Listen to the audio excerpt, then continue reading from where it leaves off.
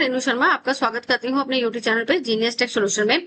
Friends, आज हम इस वीडियो में बहुत ही इंपॉर्टेंट टॉपिक के बारे में डिस्कस करने वाले हैं। Friends, as you know 56 GST council में हमारे काफी सारे चेंजेस लाए गए हैं। एक जो नया इनिशिएट किया गया है, बहुत लॉन्ग अवेटेड था, जो भी हमारी अपील है और जो हमारे केस पेंडिंग चल रहे हैं, तो हमारे को जीएसटी अपीलेट ट्रिब्यूनल की बात की जा रही है कि एंड ऑफ द सितंबर हमारा जो है एप्लीकेशन लगा पाएंगे आप जीएसटी अपीलेट ट्रिब्यूनल में, और दिसंबर एंड तक आपकी जो है सारी हियरिंग इसके शुरू हो जाएंगी। तो आज हम इस वीडियो में डिस्कस करने वाले हैं कि हमारा केस कौन हैंडल करेगा, सिंगल बेंच हैंडल करेगी या हमारा डिवीजन बेंच हैंडल करेगी, अगर हमारा क्वेश्चन ऑफ लॉ है या हमारा फैक्ट्स ऑफ लॉ है।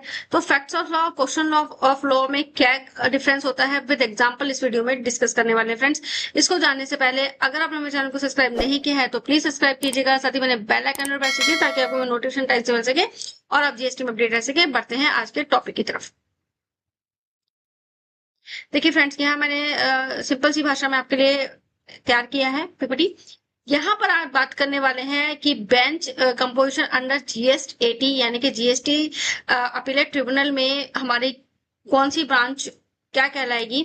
अब हम बात करते हैं single bench structure under GST 80 rule as per 2025। और सिंगल मेंबर बेंच क्या करेगी, कौन सी हियर सुनेगी, can hear the appeal where, जहां पे टैक्स इन्वॉल्व है या आईटीसी इन्वॉल्व है, और उसके अंदर इंक्लूड है फाइन, हमारे कोई भी लगा हुआ है, फीस है, पेनल्टी है, बिलो 5 CR है, और उसके अंदर कोई भी क्वेश्चन ऑफ लॉ इंक्लूड नहीं है, तो हमारी जो है सिंगल बेंच हैंडल करने वाली है इस तरह के केसेस को।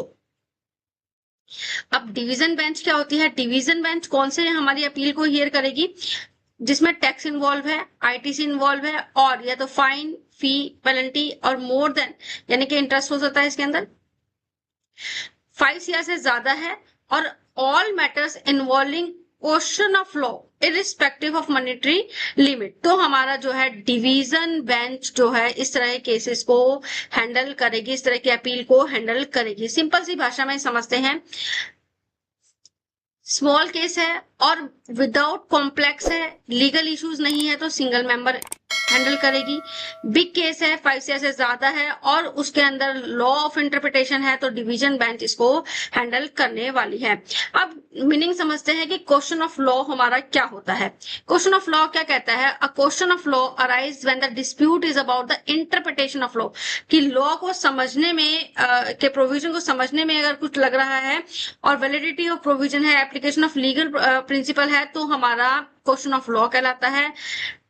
It does not depend on facts alone, but on how the law should be understood or applied.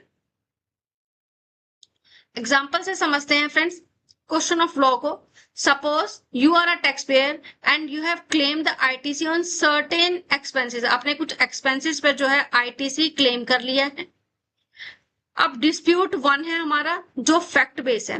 अब डिपार्टमेंट ने हमें नोटिस सर्व किया है, नोटिस में उन्होंने कहा है कि department says the tax payer does not actually purchase the goods, this is the fake invoice, कि डिपार्टमेंट को लग रहा है कि इन्होंने जो परचेज ली है वो उन्होंने परचेज ली है विदाउट मूवमेंट ऑफ गुड्स, और ये हमारे जो है फेक इनवॉइसेस हैं। अब यहाँ पे हो क्या रहा है, this is the about the facts और एविडेंस, कि जो टैक्स पेयर है उसके पास एविडेंस है कि मैंने परचेज ली है, मेरे पास ई इनवॉइस है, ई वे बिल है, सब कुछ है, लेकिन डिपार्टमेंट कह रहा है कि ये आपका जो है फेक है, इट्स नॉट वैलिड। तो यहां पर क्वेश्चन क्या होता है, it's not a question of law, it's a single bench will be handle. अगर केस जो है 5 CR से कम का है तो सिंगल बेंच जो है हैंडल करने वाली है। अब बात करते हैं law based dispute 2। The taxpayer purchase certain canteen services for employees and claim ITC. कुछ उन्होंने कैंटीन की सर्विसेज ली हैं एम्प्लॉयज के लिए और उसके अगेंस्ट जो है आईटीसी क्लेम कर लिया। डिपार्टमेंट ने इसको आईटीसी को जो है डिसअलाउ कर दिया, और वो डिपार्टमेंट कहता है कि ये तो सेक्शन 17(5) के हैं, आपको आईटीसी नहीं मिलेगा, ये आईटीसी जो है आपके ब्लो है, इस तरह की सर्विसेज पे आपको आईटीसी नहीं मिलेगा। अब हो क्या रहा है यहाँ पे, दिस इशू क्या है, does the law allow ITC कि कैंटीन की जो सर्विसेज है जो ये एज पर लॉ है, require the interpretation of law. Then the question is arise the question of law. Does goes the division bench if the amount is less than 5 CR.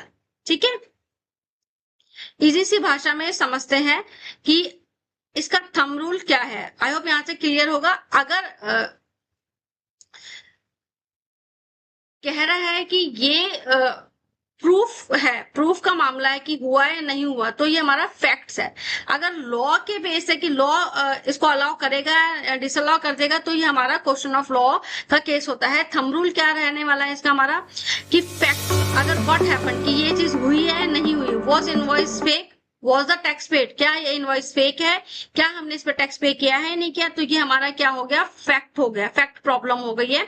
Law की क्या कहते हैं, what does the law mean, क्या law हमें allow करेगा ITC के लिए under this section और नॉट। तो इस तरह के में हम आप जो क्वेश्चन ऑफ लॉ है ये हमारा फैक्ट प्रॉब्लम है, तो उसके बेसिस पर ही आपका केस डिसाइड होगा कि ये आपका डिवीजन में जाएगा, ये आपके सिंगल बेंच इसको हैंडल करने वाली है।